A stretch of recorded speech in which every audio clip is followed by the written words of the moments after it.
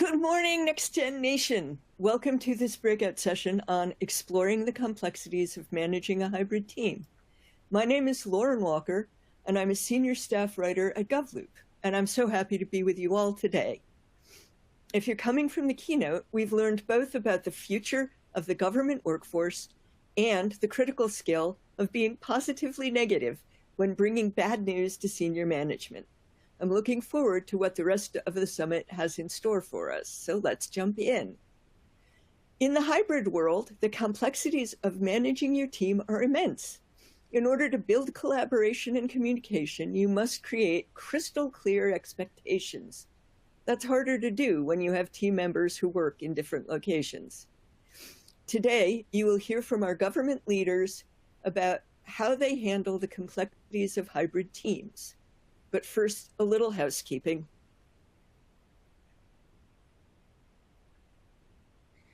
Okay, if you're on Twitter, we'd love to know what you learn.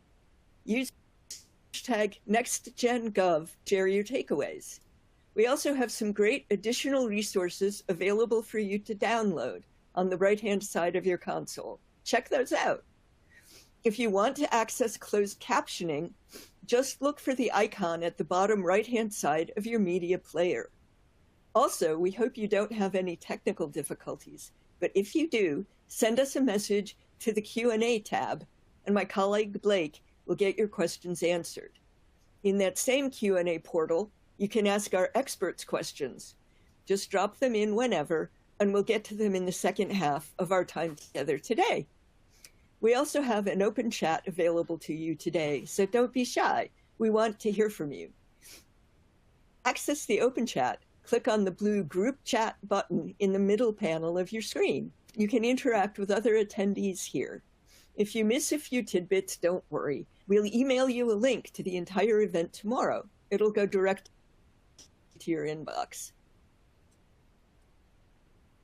Finally, we are also giving out 1 CPE credit for your participation in today's session. There are 3 things you need to do.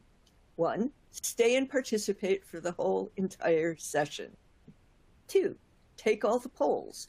And 3, fill out the post-event CPE evaluation to obtain your credit. You can find the CPE evaluation in the resource module on the console or at the resource center in the main environment. All CPEs will be mailed directly to you once we confirm that you have met all the requirements.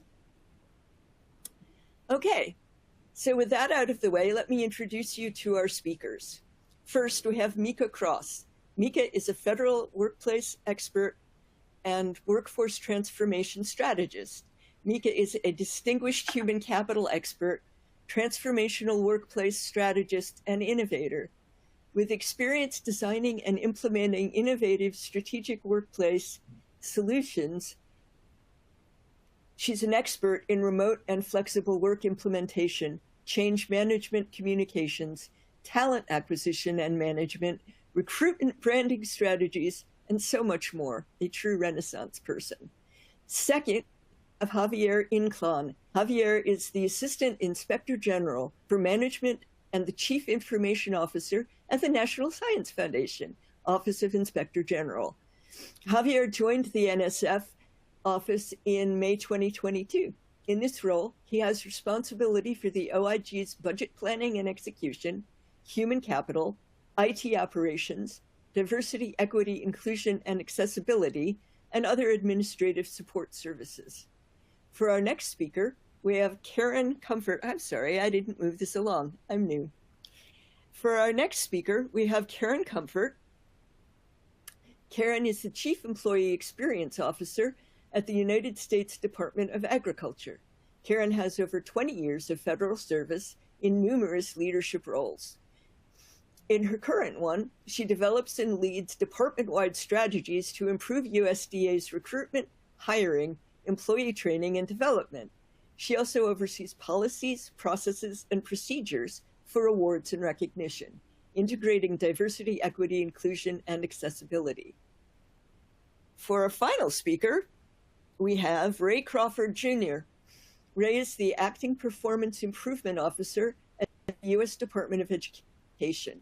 Ray is a skilled executive with strong commitment to public service. For over 26 years, he has been involved in the growth and success of government agencies and community organizations.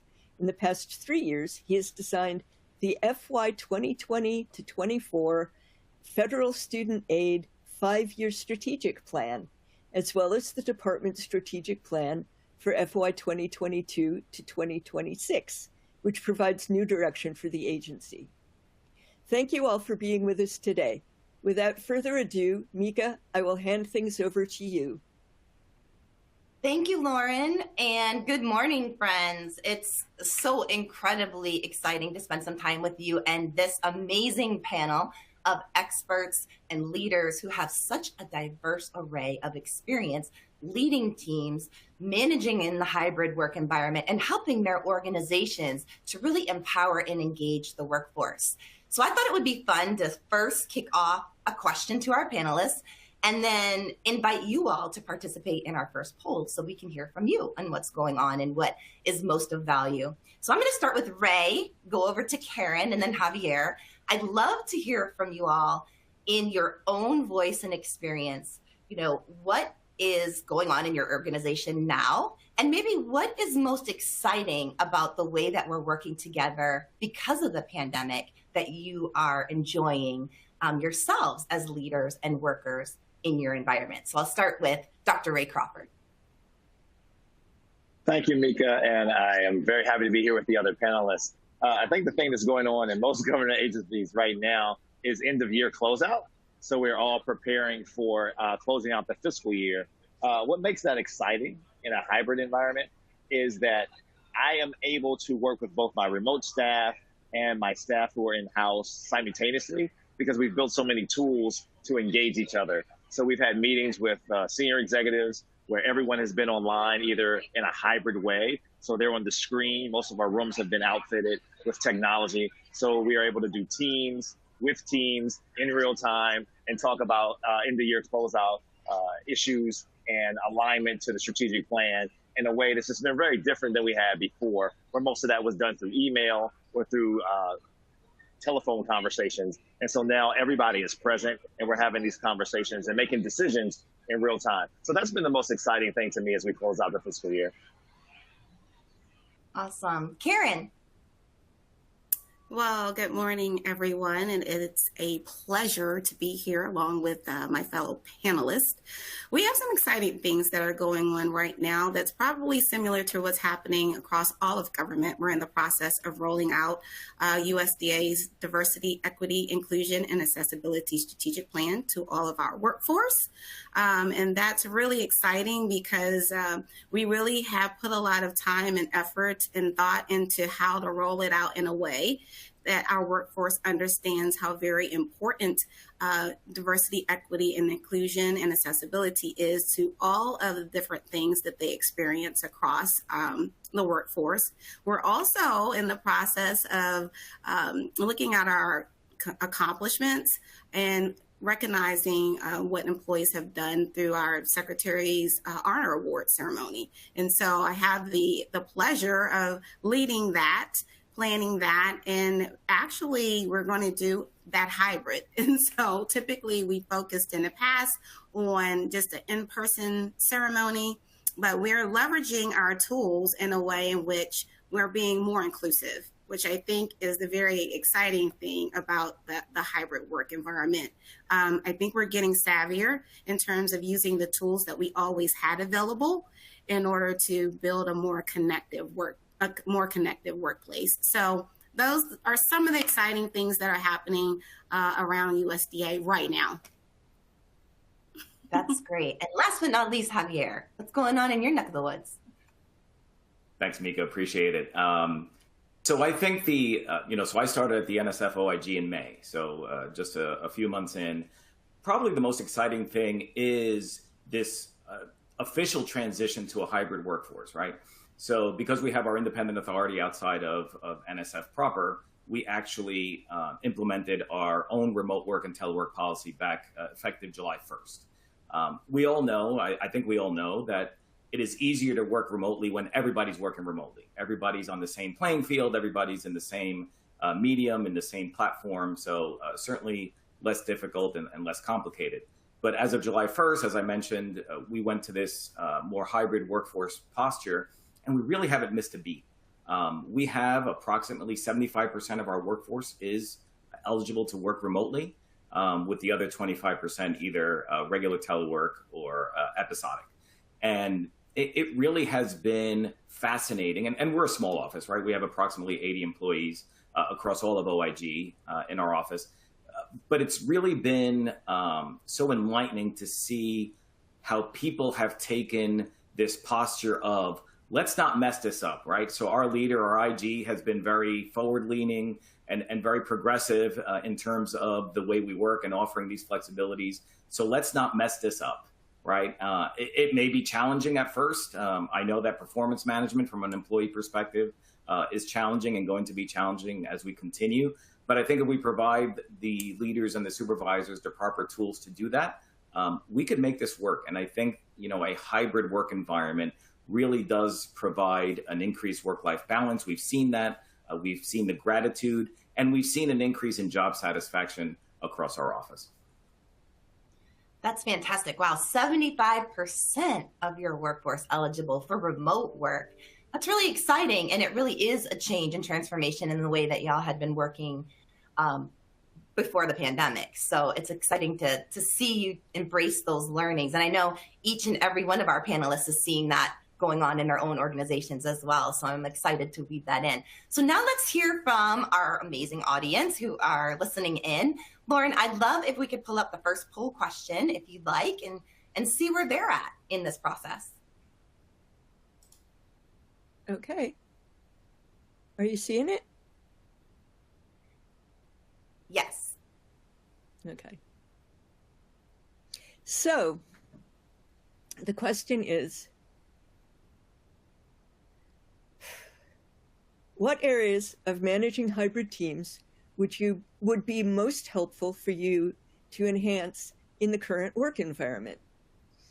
One is how to design meaningful work to make the most of time spent in the office together for collaborating and building relationships. Two, help understanding how best to coordinate meetings and schedules, and how to determine when others are available in the office. How to lead in effective hybrid meetings and events when part of your team is online and part are together in person. And four, how to strengthen trust and relationships across hybrid teams. And what you do is you can click the circle and then hit submit, and we'll get your answers.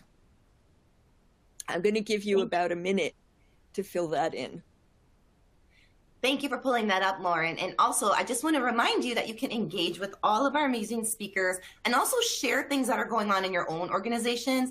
If you have some best and promising practices that others can benefit from, drop that in the Q&A box. If you have questions for our panelists or would like to highlight something that's really interesting to you, please feel free to ask it. And also, if there's something that you tried that isn't working, be sure to add that in as well. We'll be plucking from that Q&A box throughout our conversation today. So how are we looking so far? I'm seeing in our attendee chat that people wish they could pick more than one.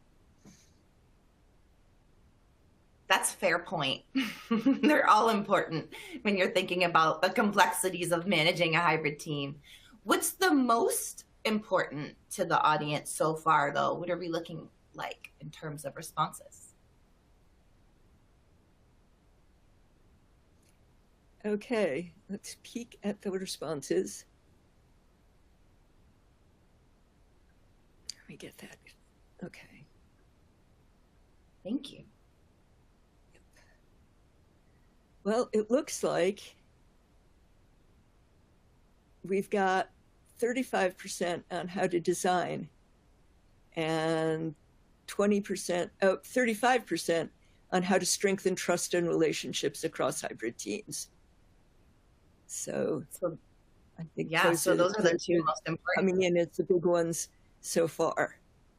Okay, fantastic. That's really helpful because we're going to go into a discussion now about values-informed planning and how that really translates in this hybrid environment as it relates to engagement and designing work for well-being, and also those equity considerations. And we're gonna invite you to weigh in throughout this conversation as well as we go. But let's jump over to Ray and Karen about this concept of well-being that we keep hearing about, because there's really been a heightened focus and emphasis, especially and because of the pandemic, on mental health, care, and wellness, safety, and well-being, and a holistic approach to really designing this workplace that focuses on the whole person, which includes employee well-being. So it's not just wellness, it's not just psychological safety, it's not just health and occupational safety, it's all of the things. And so I'd love to hear from your perspective, what's been going on in terms of what's been working well in your organization, what kinds of investments you're making to equip leaders with the right kinds of skills to be aware of, worker burnout and issues that are affecting the workplace, and maybe how that translates to employee engagement overall. So I'll start with Ray and then jump over to Karen. Thank you, Mika. I think the first thing to think about when we think about well-being is people are a product of their environment. And so in the last 2 years, their environment there was no break between home and office. And if you had children or you were a caregiver, there was no break at all. So people were burning out, not simply because of the workload, which was overwhelming in the transition of an administration, but also the fact that they had so many other responsibilities that were running concurrent. And as much as I hate traffic myself, traffic did give me sometimes time by myself. And so kind of taking these things in consideration from a management perspective is what we've been trying to do at the department. One second thing that ties in with that is that because we're the Department of Education, we've been thinking about how students are impacting the work life of everyone there. And so our children at home and the parents we have on the job had a lot of intel on how we should be engaging externally with our biggest stakeholder, which are parents and families. And so those two things were one way that we started to have listening sessions with parents specifically, even the secretary, to see how can we utilize situations that are happening within the office to better and improve outcomes for our folks who are external stakeholders. The last piece I would say is from a management perspective, and some of the work I've been doing from a performance aspect, is ensuring that leaders are tying their performance to something that's tangible.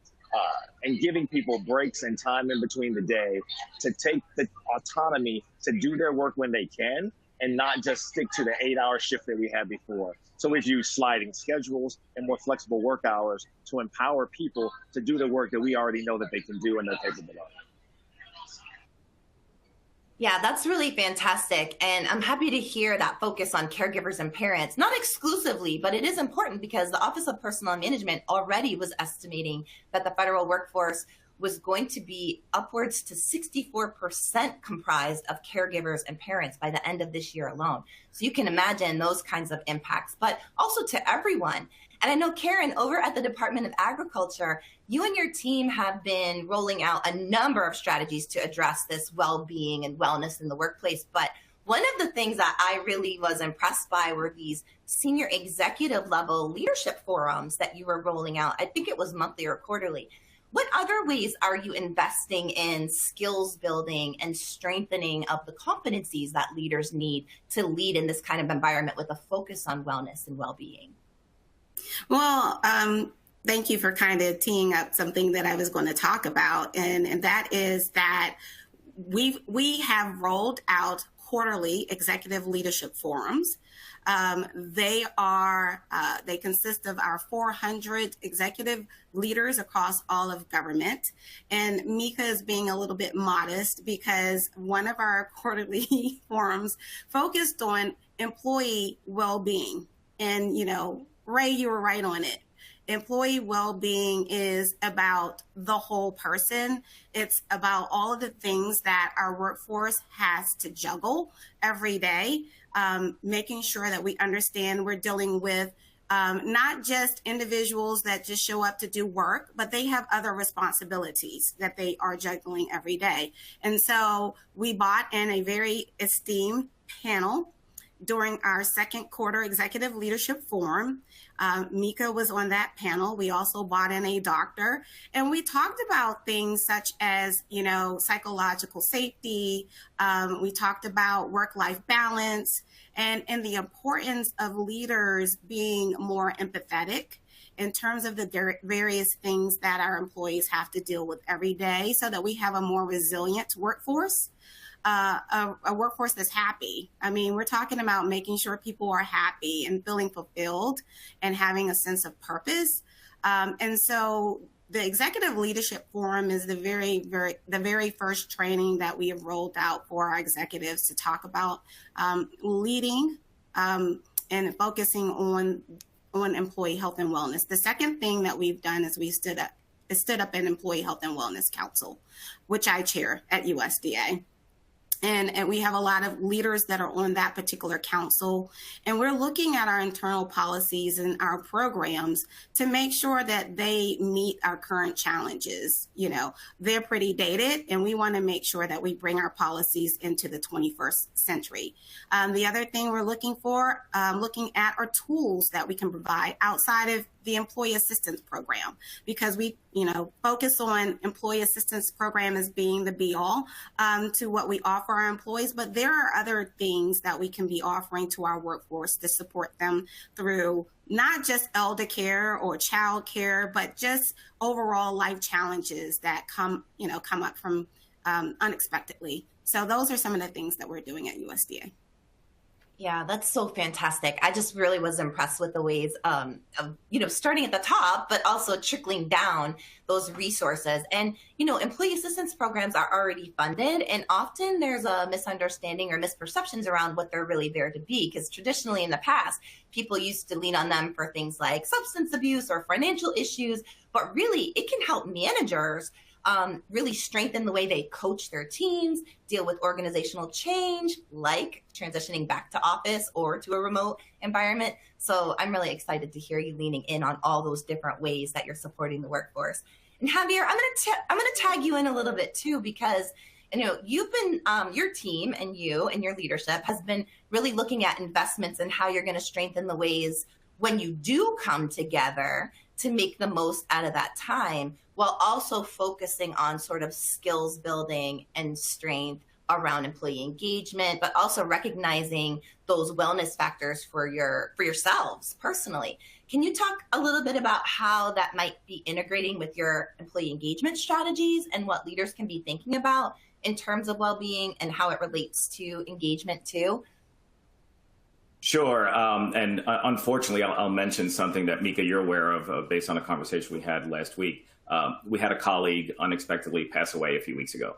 And in this hybrid environment, it becomes that much more important to make sure that engagement, that well-being, that ability to reach out to employees, to our colleagues, whether through a formal channel or informal channel, is really important. And I really need to give some real strong kudos to the NSF HR folks who put us in touch with the Employee Assistance Program, be able to get a counselor at our all hands meeting, make themselves available for any type of engagement, any type of counseling, any type of grieving sessions, to just talk, right, if people needed it. And that's something that I'm really proud of, because NSF proper has really done an amazing job of doing that, not only during the pandemic, but even before the pandemic. The other thing is to make sure that we are genuine about what we're doing, right? And making sure that our leaders are being intentional of including all of our individuals, providing that psychological safety that was mentioned before, making sure that we have connectivity, that we have opportunities to collaborate, whether it is in person or through, in a virtual environment, or a combination of the two, right? To make sure that we're able to do things in a hybrid fashion. The last thing I want to mention is that we need to make sure that people are treated the same from a performance perspective, right?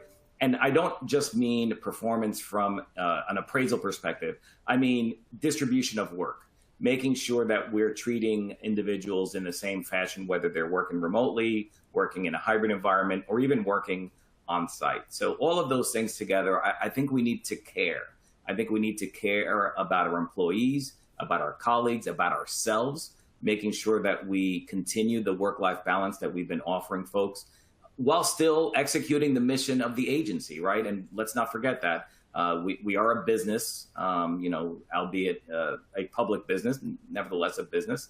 Some of us are customer focused, others are more internally focused, but we need to take that all into consideration when we're developing a strategy of employee engagement and making sure that we really care about our folks, whether it's within our offices or each other.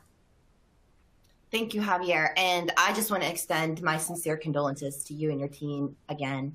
I know that was a really challenging scenario that you all are still navigating from the loss of your team member.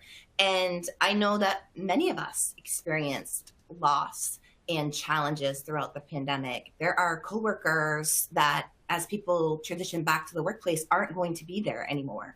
And so how our teams connect, and as you mentioned, Javier, care for one another is incredibly important, but also how we show up as managers and leaders. And I mean, show up even when we're not physically together and present is a whole nother set of skills and competencies that we're still developing in this environment where we're not all in one place together, whether all remote or all hybrid or all in an office environment, right? And so we're learning and sharing how to extend care and connection and collaboration and all the things that make us stronger in terms of what we were seeing from the poll in our first question that we asked. So thank you so much for being honest and transparent about that. I know that's a really tricky scenario to navigate, and I give kudos to your NSF HR team as well for all the resources they've helped you with.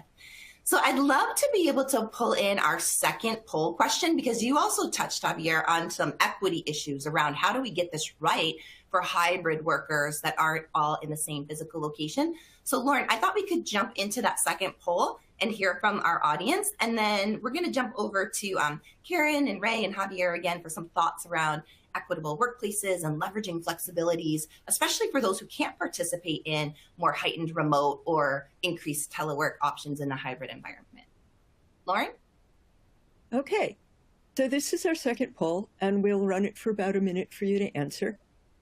How concerned are you about managing the perceived inequities of managing a team that cannot participate in the same level of flexibility in location or work schedule?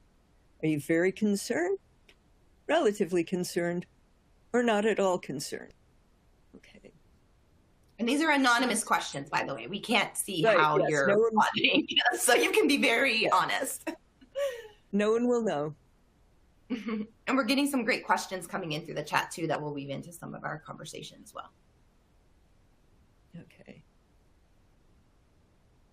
And here are our results starting to come in. It looks like right now the majority of folks are relatively concerned at 54%. And really only 16% are not at all concerned. Okay. That's good. I mean, that's a good indicator that people are really ironing out the kinks in this new way that we're working to some degree, while others might still be really focused on that equity issue. So I thought we could dive in specifically, and I'm going to tag you again, Javier, first on how organizations can be thinking about providing the different kinds of flexibility and autonomy, especially to frontline workers or deskless workers, where employees might be needed more on site versus others. I mean, you had to make some really hard determinations around who was going to be able to continue working remotely versus who had the option to choose a hybrid versus who actually has to be in on site more based on your customer mission and preference. Can you talk a little bit about how your thought or your thinking is around leveraging those other kinds of flexibilities to allow people to still increase and enhance their work-life balance when they might not be able to participate in the same level of remote or hybrid work as others? Sure, Mika, thank you. I think the key here is portability of work and understanding that portability of work is not necessarily an all or nothing proposition, right? So yeah, we understand that there are some positions that require on-site presence. Some may be full-time on-site presence.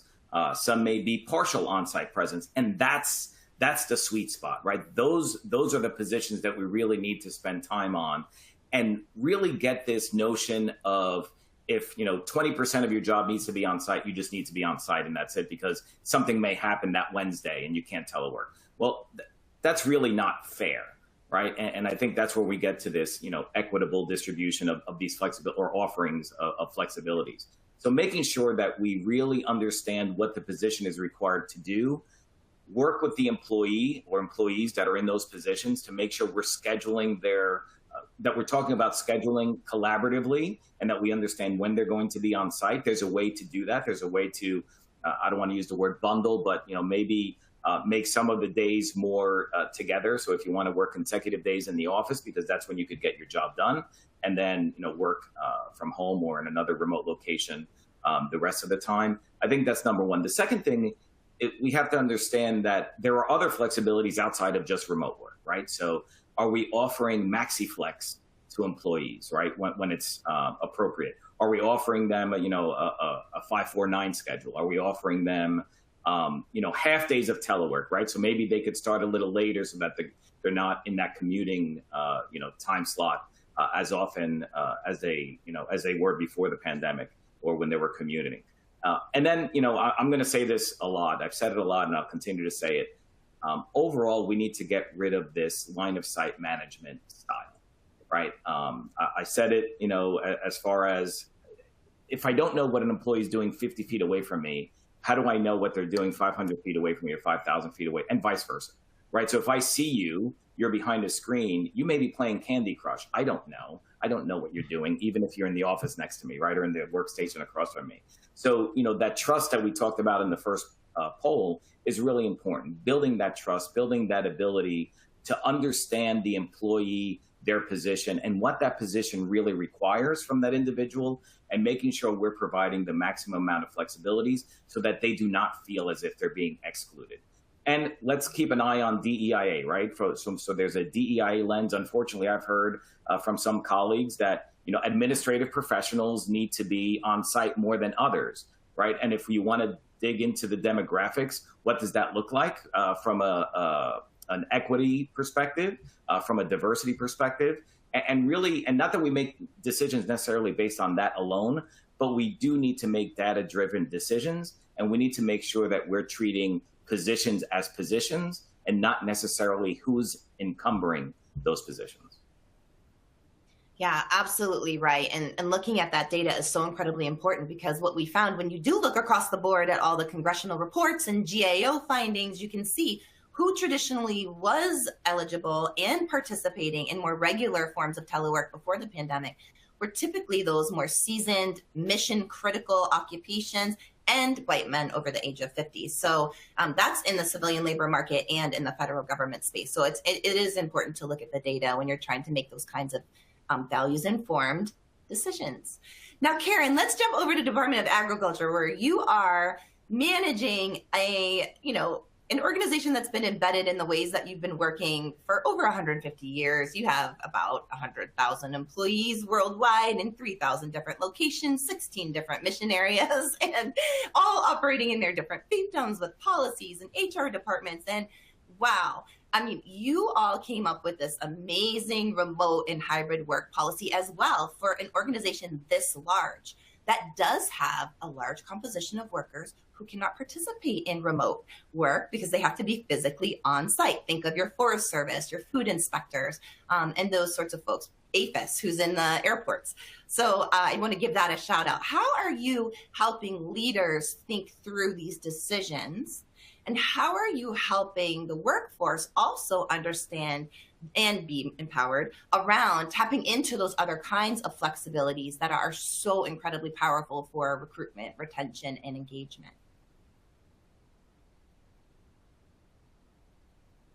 Thank you, Mika. Trying to get myself off of mute here.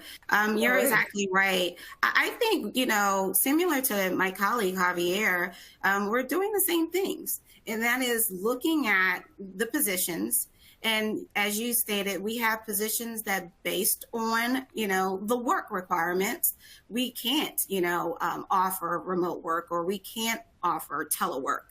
But we can be flexible in other areas, such as accommodating an employee if they need an adjustment in a work schedule. If they need to be able to take advantage of other benefits that we have available to our employees at USDA. I think what's most important is that we want to just make sure that we approach things from a fairness perspective. And that's why, again, I can't really add any more to what Harvey has said, because that's exactly what we're doing over at USDA. I don't think there is any kind of silver bullet or magic potion, if you will. It's just making sure that all of the flexibilities that we have, whether it's telework, whether it's a flexible work schedule, if it's something that we can do in terms of leave, those are the flexibilities that we're talking about as it relates to making it available to all of our employees. But most important is we have to focus on delivering our mission, and that's based on the position. Yeah, absolutely. And, LinkedIn's Global Talent Trends report that was just published this year is showing, regardless of the Great Resignation and the quiet quitting phenomenon, all active job seekers are weighing in as work-life balance as the most important flexibility and reason why they're going to either accept an offer, not accept an offer, or stay in their current position. So it's not even about remote or hybrid work. It's about flexibility and choice and how you spend your time and meeting those mission requirements at the same time. So thank you for sharing that, Karen.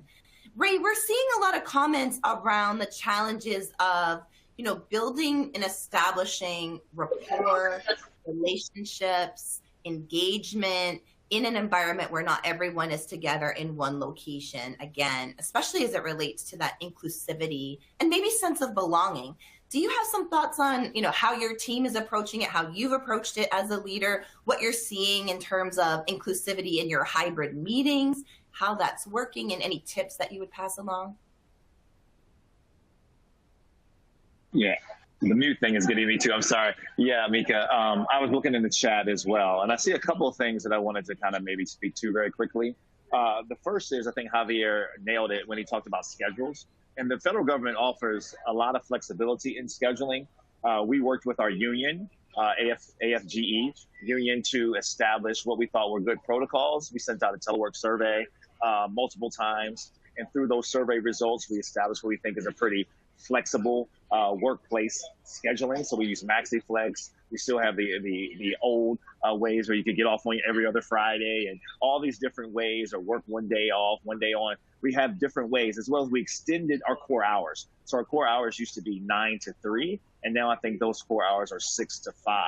So you can work any 8 hours between those 4 hours, and then some managers have discretion to allow their employees to work a little bit later. We saw this was helpful when people were doing pickup from childcare facilities, specifically after COVID, when people didn't want to go back into aftercare and things of that nature. So offering those flexibilities started to build on that whole aspect of trust that we were talking about before. So that's one of the first things. The second is prescriptive engagement. So I saw some folks say, how can I, as a manager, make sure that I'm getting what I need when I have all these multitude of schedules? So I think you have to prescribe what engagement is going to look like for your team, as well as for your colleagues. And so this whole meeting with no hallway pass, I say, where the screen just keeps clicking, you keep going into another meeting, another meeting, another meeting.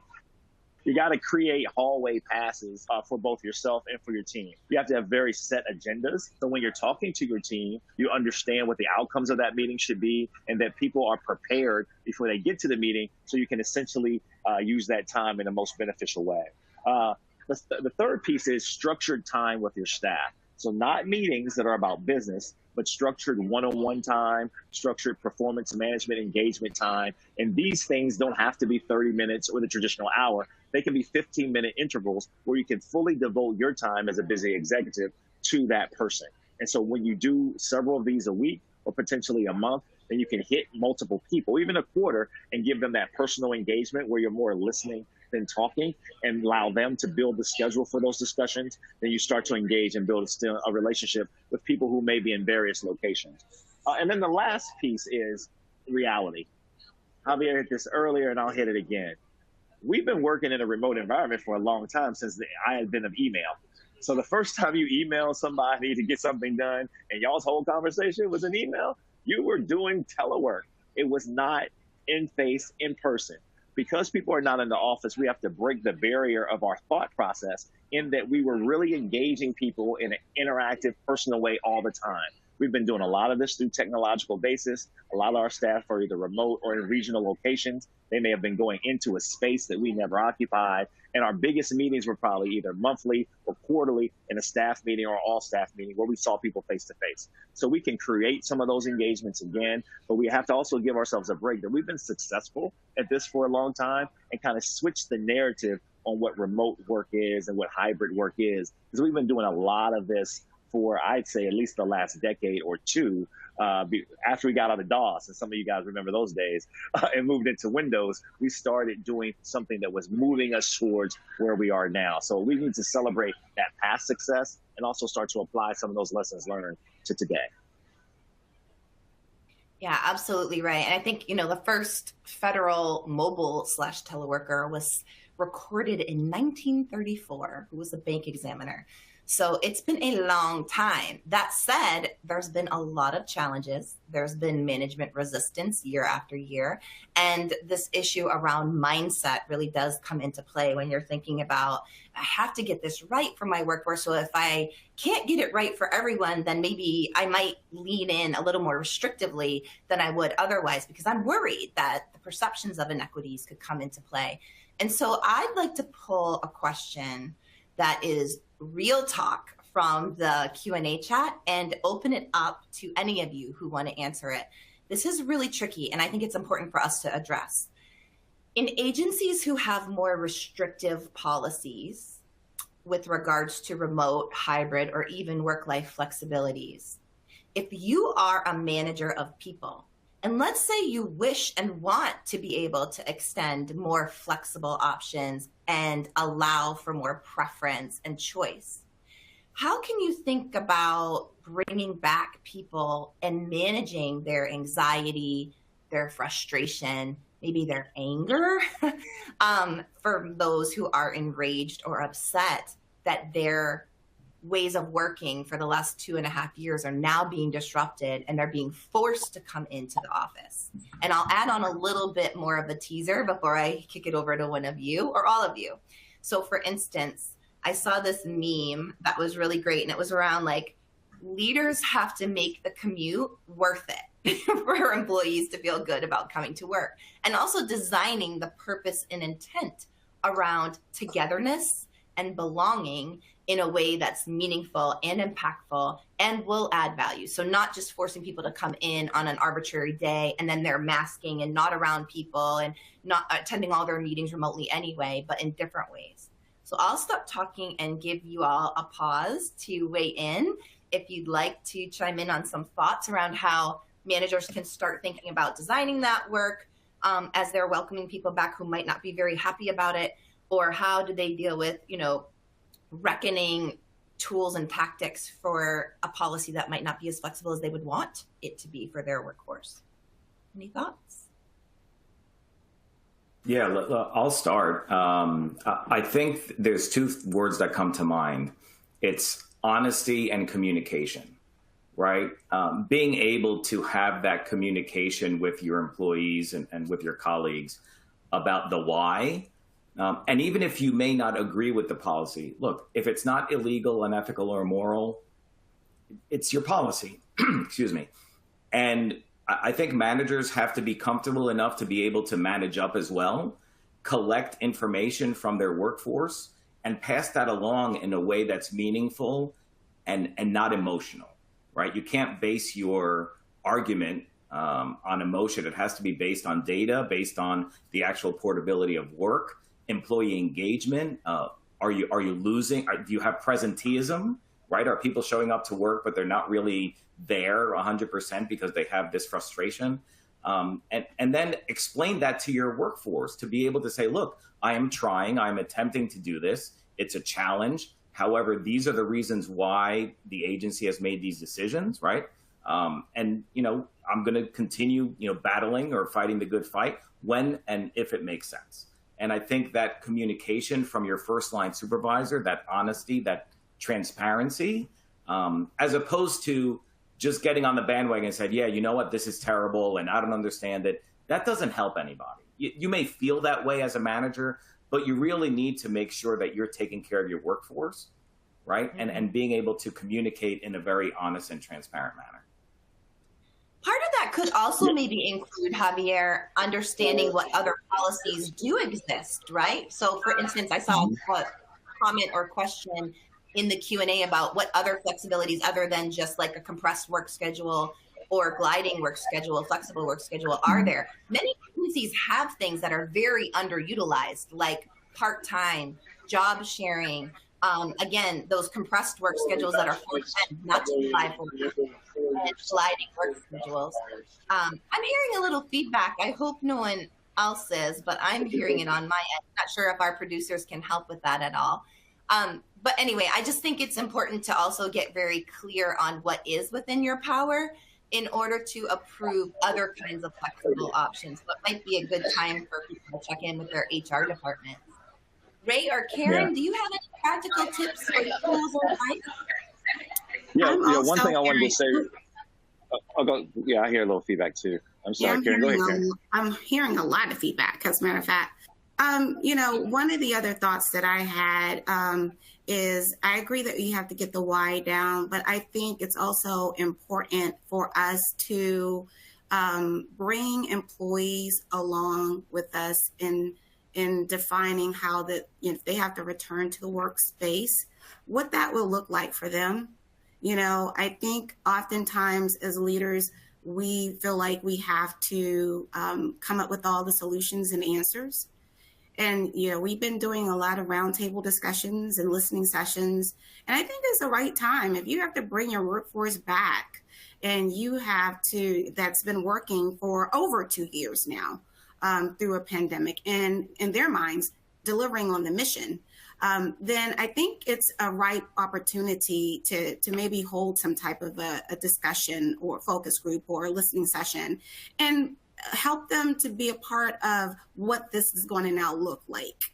And I think you'll get a lot of solutions just by listening to employees, and you also get buy-in, which is most important. I mean, because they're resisting because they feel like they don't have a voice, one, and don't have a say. But perhaps this is an opportunity to allow them to have both and come alongside together to come up with a solution that hopefully is a win-win. So that's my thought as it relates to that. And now I'll yield to my colleague, Ray. Thank you, Karen. I agree with you and Javier in so many ways. The only other points that I would add is, we did some welcome back parties. So if you want to do the baseline engagement, you can do things where you're expecting people, but you can go further where the space is redesigned, where you have furniture that is applicable to collaboration, if that's what you say you want to happen. So there has to be some investment in the return to the office because the work is different. The way that we are engaging is different. But to the point that's been made, if everyone's coming back to work in teams inside of their cubicle or inside of their office, then are we really back? So we have to make sure that, again, we're prescriptive in how we want people to engage in the office. The second piece is performance. I'm a performance person. And so employee performance should be tied to organizational performance.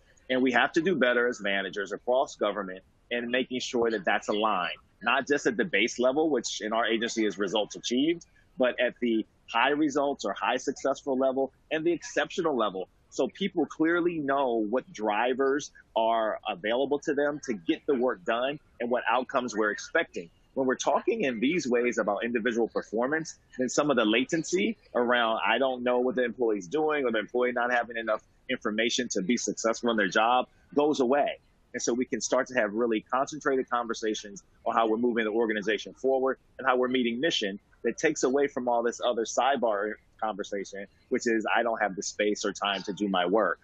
We got to be really concerned with how we're talking to people about how they perform. And performance conversation should be fun.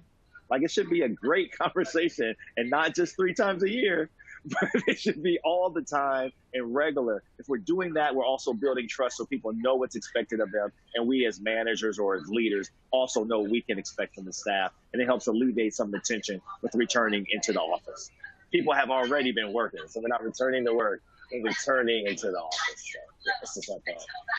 Yeah, right. Thank you so much for that. And thank you for those tips around designing opportunities for that connection and relationship building as people are integrating back. I think to your point, I think I heard you say once in public forum, you know, when you're thinking about those check-ins and performance reviews, ask your team how they want to receive performance feedback. How do they want to design those check-ins? There was some comments in the box about asking about how do you structure check-ins. I think giving choice and listening to Karen's point and making it inclusive, giving options to Javier's point, and then inviting them to tell you how they want to receive feedback and performance conversations is really important. You could even pick up the phone and do a walk and talk, which goes towards, you know, well-being and wellness rather than just a video meeting all the time. So inviting that two-way dialogue, sometimes three-way dialogue around that is really great. So Lauren, I thought we could pull up our final poll question for the audience because we have been talking about mindsets, biases, perceptions, and I think part of designing an inclusive and equitable hybrid environment really starts with your own mindset and those biases that sometimes come into play with location bias, proximity bias, distance bias, recency bias on hybrid teams. So let's invite our team to weigh in on that final poll. And then I'm going to do a lightning round question before we close out and get you back to the rest of your day and the rest of the sessions.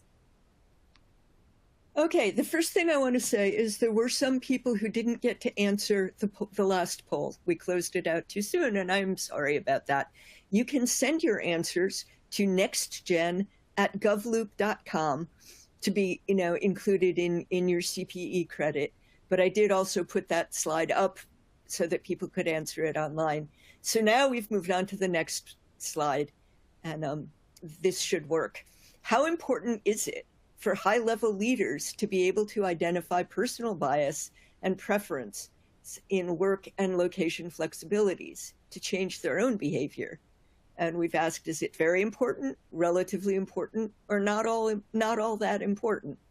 And so far, we're getting 71% of our respondents say it's very important.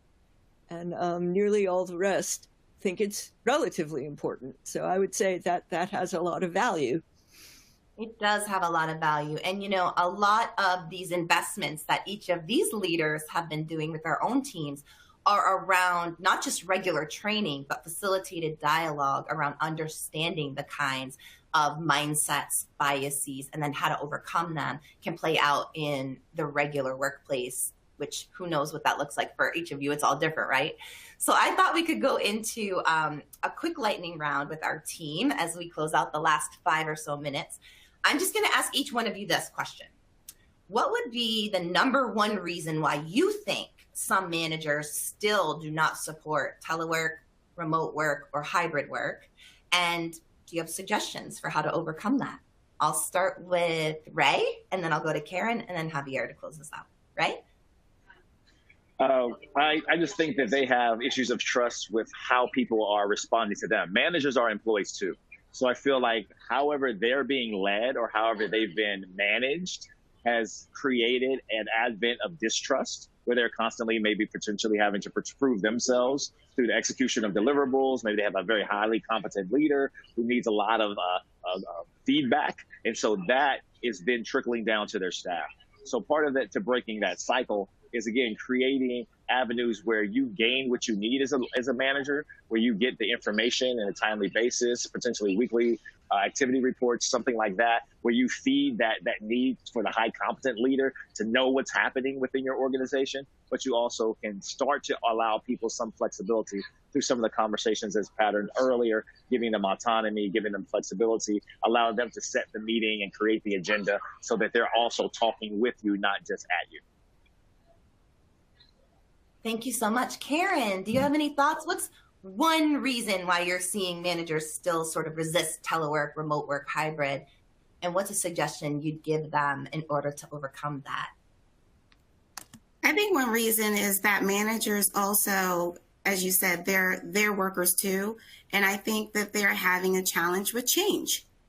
I mean, because I think people just want to go back to what they were familiar with and used to, because they probably felt like that they were able to navigate that and be more productive in terms of leading their team. It was, just their way of leading in the past.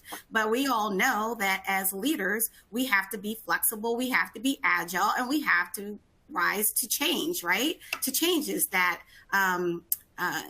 impress upon our environment. And so I think that is one of the biggest reasons why leaders are having such a hard time, because they are actually trying to, navigate through a change and wanting to go back to what they were familiar with. So one thing that I would say is that as leaders, our workforce looks to us to be able to help them to navigate through change, and we have to do the work ourselves in order to be able to meet the mission in a new and a different way. And so I think that's one of the things that I would say. We have to do the own work in terms of dealing with some of our own resistance to change. Great tips from Dr. Ray Crawford and Karen. Javier, last but not least, over to you. Thanks, Mika. I'll go back to line of sight management. I think people are, to Karen's point, people are just comfortable, right? And, how are we doing this in 2019 is the way we should be doing it in 2022, 2023 and beyond. And one of my recommendations would be to provide actionable examples and actionable training on how to do this, and to make sure that managers' aperture gets widened so that they see the benefits of this remote work, hybrid work, right? There are benefits, right? We all know what they are, or we should know what they are. And for each organization, they may be slightly different. So how do we ensure that they understand, flip the script a little bit and say, okay, let's talk about the positive. What are the benefits of remote work, hybrid work, having a geographically dispersed workforce, if that makes sense for you and your organization's mission? And then just provide that comfort and that support for managers so they understand that they're going to have a more engaged workforce. If the research to date is accurate, they're going to have a more satisfied workforce, and they're going to have, I think, more loyal workforce, right? Because if my agency is going to provide me these flexibilities, that may be more important, to your point, Mika, about what LinkedIn did. That work-life balance is much more important to me than any type of other flexibilities or benefits that could be offered by another agency. Absolutely. And Lauren, I don't know if we can pull up the poll questions again for people to weigh in if they're able to in this final minute. But while you're doing that, if you can, I just want to say thank you to all of our amazing panelists. I know this conversation could go on, but I'd like to weigh in and answer my own question too, and add on and piggyback in terms of what can be done with regards to change, right? And how we're working. And one of the biggest things, I'm going to touch on each one of their comments, is really investing in helping to share broadly what is working well from a management perspective. So it's not just investments in hard skill training, it's also those success skills that set leaders up for success and figuring this out. And part of doing that is building a community for yourselves as managers, mid-level, as senior executives, and really sharing what's working, what didn't work, because it's going to look different from every organization. And my friends at OPM remind me that, pandemic telework is not the same as post-pandemic remote and hybrid work. We are still learning and adapting. I mentioned 1930s was the first time that we rolled out these kinds of flexibilities. So we are in this together. Lean on your community, lean on GovLoop, NextGen, your management teams, employee assistants, your Office of Ombuds, your DEIA team, and start with the data. Look at intent to stay or intent to leave. Look at your engagement scores. Create ways for people to be engaged in listening and responding. And you don't have to do this all yourselves. You have people on your team who love to connect, collaborate, and build relationships. So thank you to GovLoop and the NextGen team. Thank you, Lauren. Thank you, Javier. Thank you, Ray. And thank you, Karen. We hope to see you soon. And also tune into a session of our management minutes, which each one of these folks are participating in. We're going to add those to the resources. And I'm going to let you close out the rest of the session, Lauren. Thank you. Okay, thank you. Thank you so much to everyone, to Mika, Javier, Karen Andre, for sharing these wonderful insights and your wonderful energy. I also need to thank our wonderful sponsors. Thank you to the 2022 NextGen Partner Alliance for helping put on today's summit. So what's next? I do have a few quick reminders before we log off the session. Don't forget to fill out your CPE evaluation to get your credit. And if you had a problem with answering the survey, you can send your responses to nextgen@govloop.com. If you haven't already, head over to the exhibit hall to check out our amazing booths. They're filled with additional information and resources. And finally, our lunch keynotes and awards ceremony are at 12:30 p.m. Eastern. You can access that session through the conference hall in the main environment. We'll hear 2 presentations and honor our 2022 NextGen Public Service Award winners. So thank you so much, and thank you to everyone, and we'll see you in the next session.